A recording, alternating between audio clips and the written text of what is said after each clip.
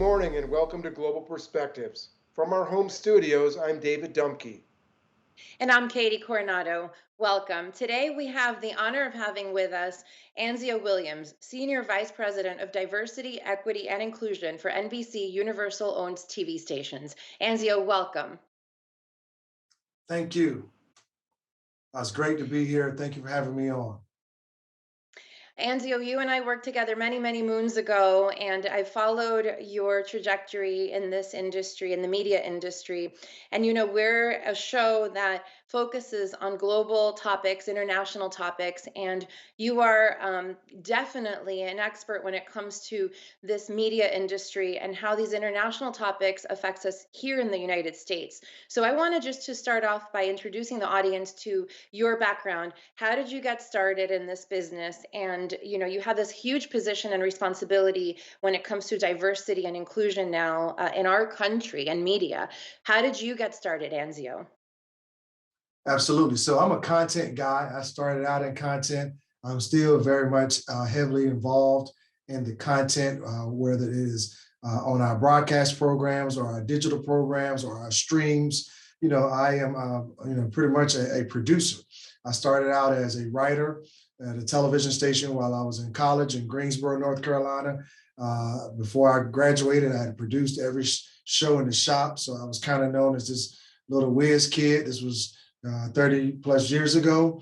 It was producing before I even got out of school. My first job out of school was in Miami, Florida, producing at a station in Miami, but quickly worked my way up to executive producer, assistant news director in a couple of markets, and then leading my first shop that I was able to lead was the NBC station in New Orleans, and went from there to the NBC station in Sacramento, California.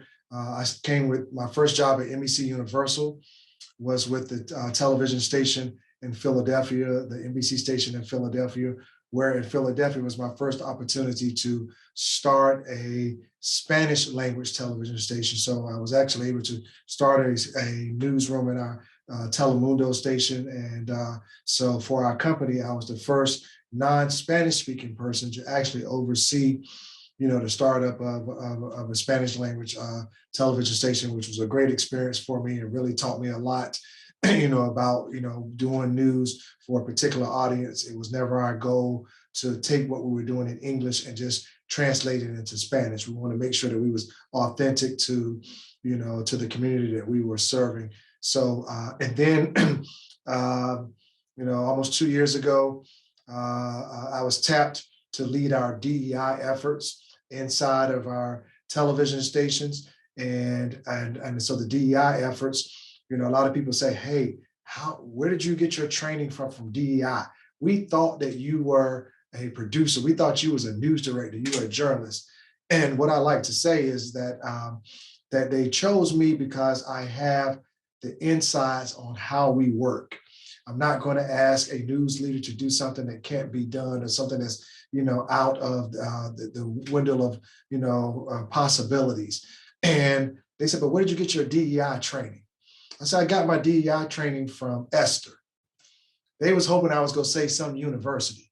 I was like, nah, Esther is my grandmother who taught me how to treat people the right way. She taught me how to respect people. She taught me how to have, difficult conversations and still preserve the relationship with folks. She taught me how to respect people that didn't look like me, brought a different idea from me, and how to respect those opinions and how do we work together to achieve some common ground. So that's where I got my DEI training from. And obviously, since I've been in this space now, I continue to educate myself. I'd like to ask you a little, we're going through a time in the United States where there's a lot of, there's a lot of polarization. There's a lot of questions about race relations. There's a lot of questions about diversity. So I'd like you to explain a little why it's important to have diversity in a newsroom and what is the impact on society. Absolutely. It's important for newsrooms for several reasons. One, I say that in order to have a great journalistically newscast that is considering all sides, it's better when you have diversity thought in the room and diversity in the room when you are trying to decide how to do stories and how to frame those stories. It's great when you have people in the front end of the conversation. We have folks at the front end of the conversation. You should, your decision making should be better vetted. It should be more challenged. It should be more thought out and better tested. And even when you lack the diversity, I always say you can achieve inclusion. So if we're having a conversation about an LGBTQ issue and we're looking around the room and there's no LGBTQ person at the table, so that means we're lacking the diversity at that moment. But at that moment, we can invite somebody else into the room. We can call somebody that we know that can have a thought, an opinion that maybe we have not addressed in that moment. So diversity is certainly important, but inclusion can always happen and in the moment. And so I'm constantly reminding people of that. And so I say it's good business. It is good business for us. I usually say that to the business-minded folks, general managers or salespeople. But what I tell news people is that one, diversity has to be in your heart or on your mind, one or the other. And if it's not in your heart and on your mind that you're constantly thinking about others, then it's going to cost you in your wallet. It's going to cost you in your wallet because your product is not going to be as good as it should be. And that has been proven along those lines. Plenty of studies where companies that lack diversity or do not do as well, business-wise compared to their competitors. Anzio, thank you for that. Transitioning into having your audience's best interests at heart. How were you able to do that when you started in Pennsylvania, the Telemundo station? And I know that you said that that was your first experience starting a newsroom in Spanish. And I'd like to hear how that works and how you were able to bring those international topics to that local audience when you probably, and correct me if I'm wrong, had to start learning that audience as well. Yeah, so I've worked in 10 different markets, 14 television stations overall. I learned very early on is that I'm only as good as the people I surround myself with. And so it really is about hiring great people, empowering them, believing in them, trusting them, and listening to them. So it was, my role in the Telemundo stations. So now all of our markets where we own an NBC station, we have an accompanying Telemundo station. And many of those markets, Telemundo is the most watched. Telemundo is the most watched. So we knew that there was an audience that needed to be served. And we had an opportunity to serve those audiences because we already had an infrastructure by the NBC station. We were able to take those Telemundo stations, and whether we started from scratch or whether we bought them and they had a newsroom, and say, okay, how do we now give this Telemundo station the same resources that the NBC station has? So Telemundo stations will never be able to afford a helicopter flying. We pay, close to $130,000 a month to lease a helicopter in these markets where that would not have been feasible for a Telemundo station. But guess what? The helicopter's in the air flying for NBC. It's flying for Telemundo. And so the shared resources is really what makes this possible. And what we really got out of it is the fact that there are stories that the Telemundo team will bring to the table. And sometimes the NBC team would have no idea that that was happening.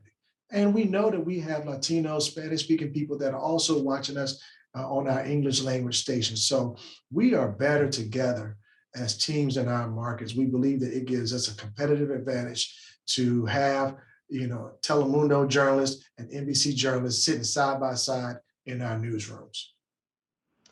So you said when you started working on starting a Telemundo station, were you a Spanish speaker first of all, and second of all, that's just on a personal level, but on a professional level, we've seen a growth, and I know Katie is actually an expert in this in Hispanic media in the United States that is Spanish speaking content. Do you see that trend continuing?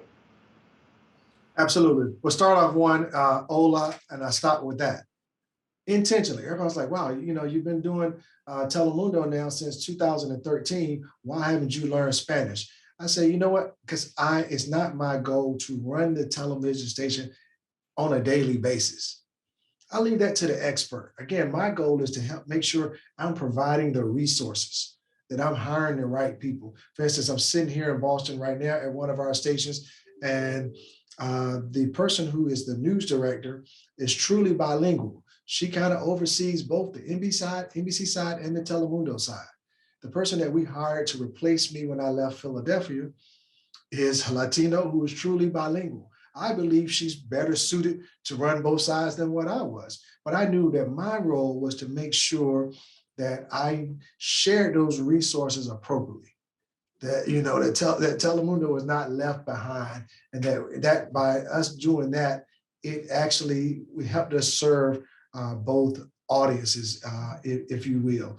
Now, as it relates to the growth of Spanish um, journalism in all of our markets that we serve in the United States, and we saw the census, we saw double-digit growth in our Hispanic markets in every county that we serve in those markets.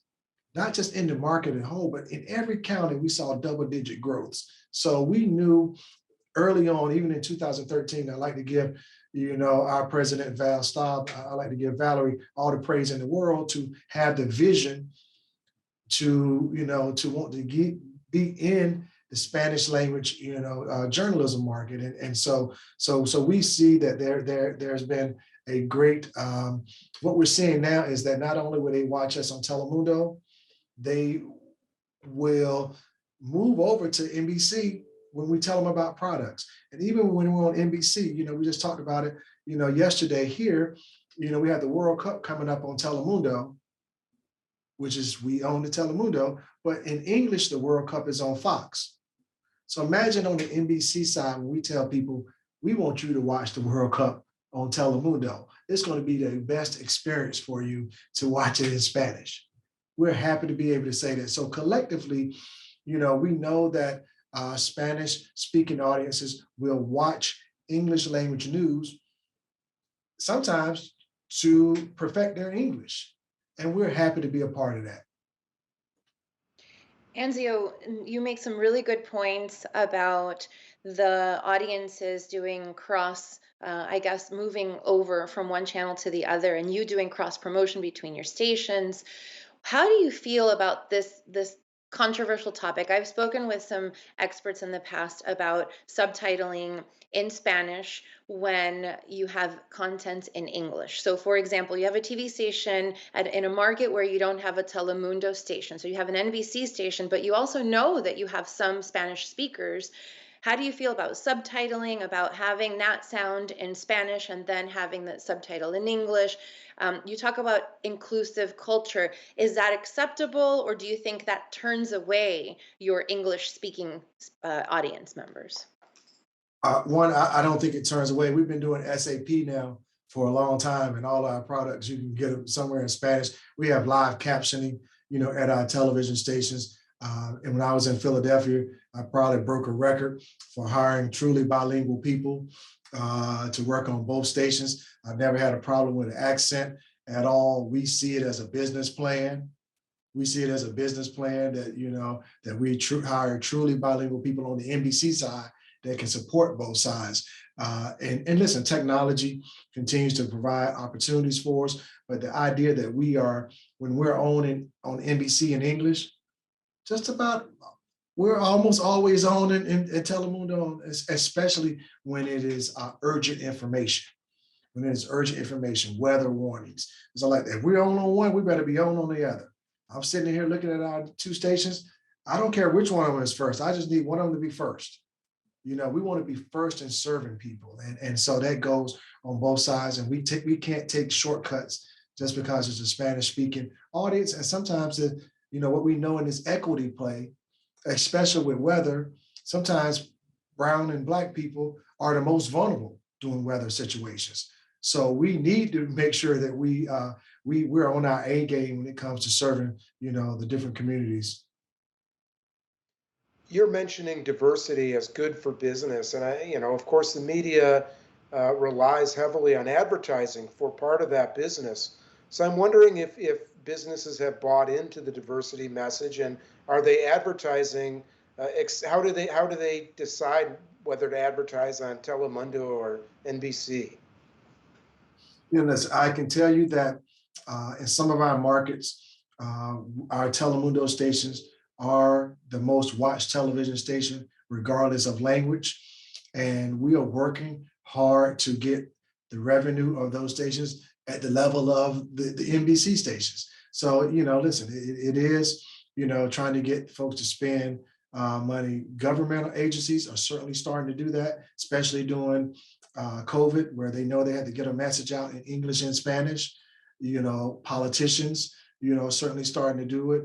And always laugh at, when it comes down to car dealers, because we know that there's buying power in our Latino community, and so so we want them advertising as well too. But I think that's coming along. Times are changing, and they're changing pretty fast, and we feel very optimistic about that.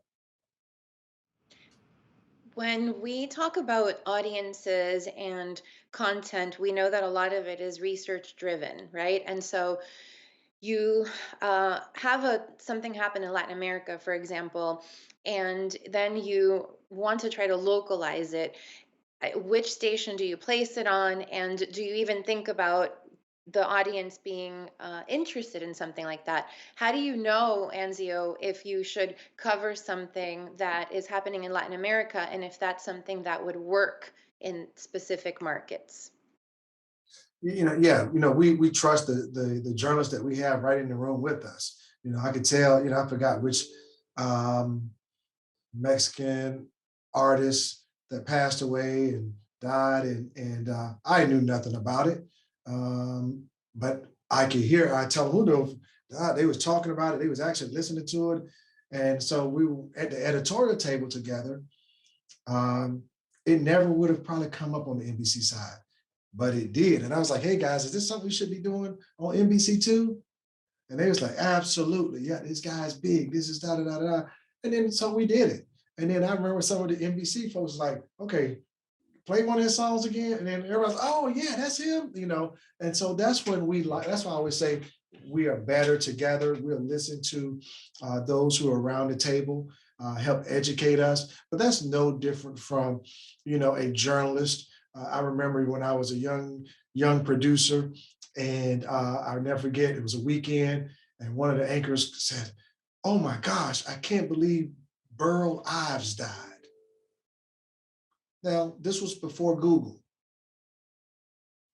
I didn't know who Burl Ives was. I was like, oh, wait, what am I going to do with this? And so I had to follow the sword. It's like, hey, help me here. He's like, you don't know this? Burl Ives is the voice of Frosty the Snowman. So I was like, okay, great. I'm going to put this down in the next block after the commercial break, and you can write this story for me. So he did. He wrote the story, and somebody else wrote the tease. And then the tease, I remember the tease saying, tonight, after the break, we're going to be talking about the loss of Burl Ives. And then I changed that tease to tonight after the break, the voice of Frosty the Snowman is silenced. Because you listen to people around you, you're able to lean on others. As my grandmother tells me, rely not on your own wisdom. And so that's why I think the diversity at play and having different people working on your programs and having good conversations on the front end, being able to have good, honest conversations while preserving a relationship. That's what I meant, is that when you're talking about stuff on the front end, it should hopefully prevent having a conversation on the back end. A lot of times in journalism, we like to have what they call postmortems, and we meet about after the newscast. I don't like that because there's not a lot I can do about that particular newscast. I prefer that we do a lot and majority of our communicating on the front end. When we're doing proper communications on the front end, we're talking about things and vetting things on the front end, then we're celebrating on the back end. We're celebrating. There's another analogy on that is if you find a coach that's doing a lot of talking in the locker room afterwards, they lost. I tell the team all the time here, I said, we don't want to talk in the locker room afterwards. We want to pop bottles of champagne that means we did some things right. Anzio, you were in New Orleans, of course, when Hurricane Katrina hit. A very obviously traumatic story that involved deaths of many people and enormous property loss and devastation. I want to ask you a little about covering that story, and perhaps you could add why diversity considerations were important in showing all aspects of the story, not just a story about numbers of people, but about real lives. Katrina is always tough for me because I know that our actions or the inactions of some journalists cost lives. I know this for a fact. And so I know that the most important thing we're going to do as journalists is make sure that we're giving out critical life-saving information in a timely fashion. And so how do we as journalists, put ourselves in place to continue to give good information while also staying safe? And so I learned a lot about leadership during those times. Not only were we responsible for getting good information out, but I was responsible for loved ones and people that I loved who worked with us. And so I hope you can appreciate, we send people out, but you never think whether or not they're going to come back. Or in the moment, you have this gut feeling like, oh, wow, this place is flooded. Okay, a helicopter just flew over there. We don't see that building. And I know that the building is there, that it's underwater, and I sent 6 people there. So, you go through moments like that, and you change fairly quickly. I changed as a leader.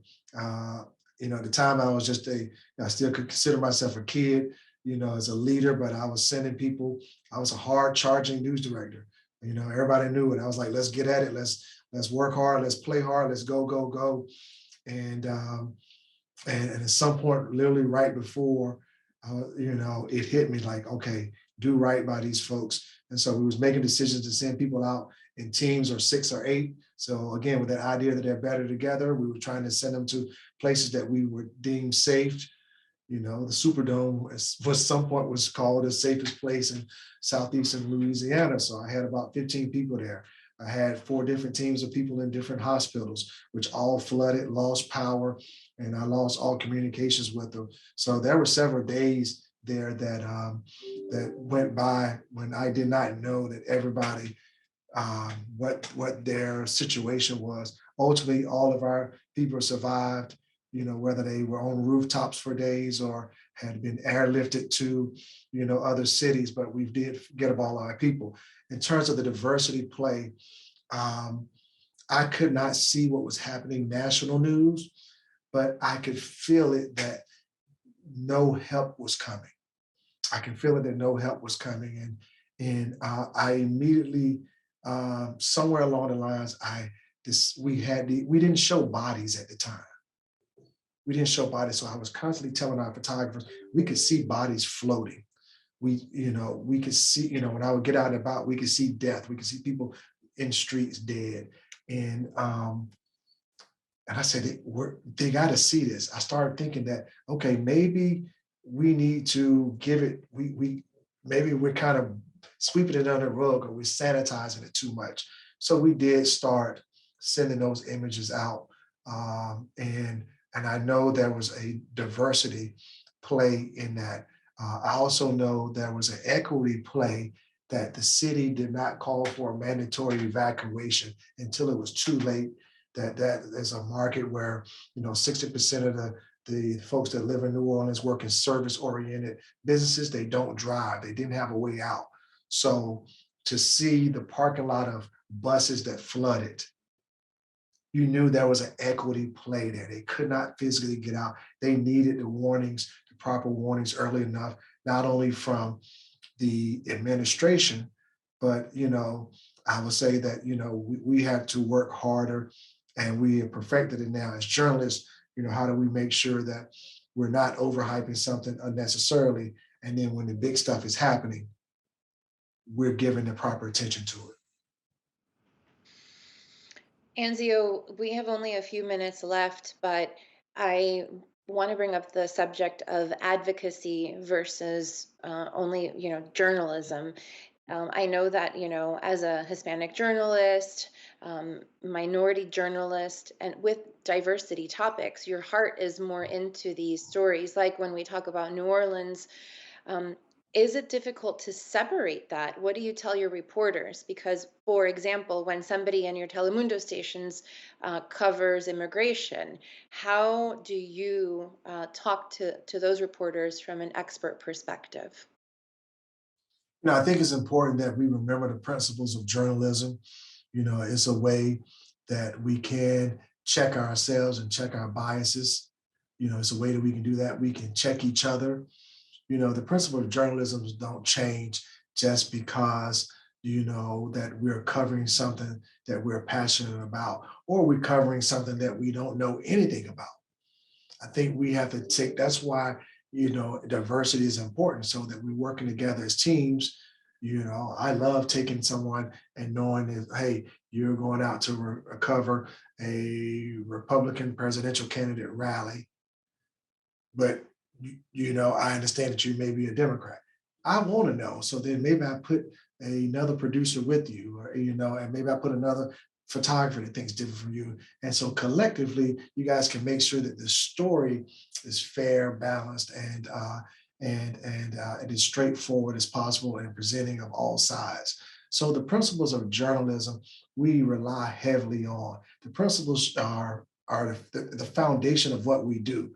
And I always say that our foundation shouldn't be shook by any story or any politician, president, candidate, or president, whatever terms they want to use to call us, when we're doing things the right way. I think that journalism is solid and on solid ground. And I think even now, when someone says something about fake news, that's a way for us to reinforce that we should be great at what we do, and we should hold each other accountable so that it keeps our profession intact. Anzio Williams, thank you so much for joining us today. It's been a very interesting conversation, and we hope to have you back sometime soon. Thank you for having me, and everybody, wishing you happy holidays. And thank you for joining us. We'll see you again next week on another episode of Global Perspectives.